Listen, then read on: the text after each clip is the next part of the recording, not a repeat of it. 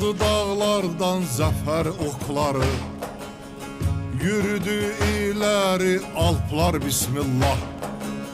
Ey cengin talihi bize yol ver yol, bekliyor bizleri zafer bismillah. Ey cengin talihi bize yol ver yol, bekliyor bizleri zafer bismillah. Ey cengin talihi bize yol ver yol, bekliyor bizleri zafer bismillah.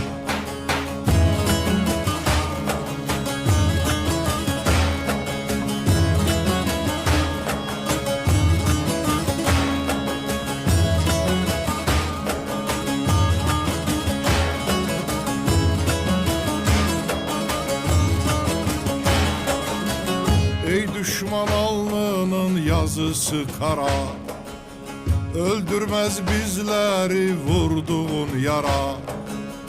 Yolladığım oklar armağan sana, o kirli alnını öper bismillah.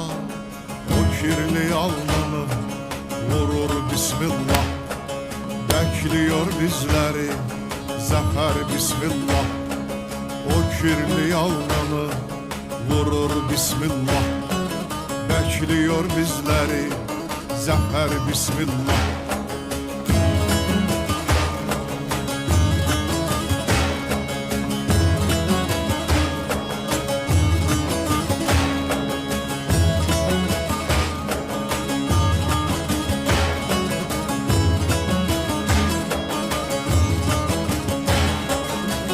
Ey yurdum sen korkma geldik geleli, senin için atıldık daim ileri.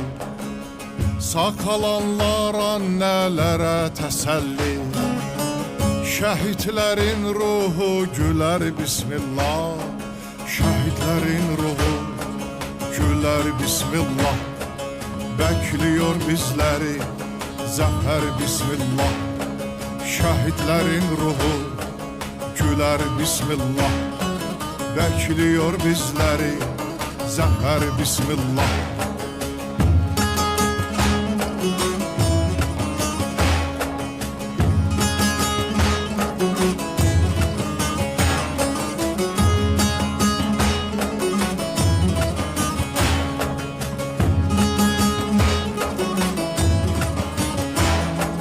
Ey cengin talihi bize yol ver yol, bekliyor bizleri zafer bismillah.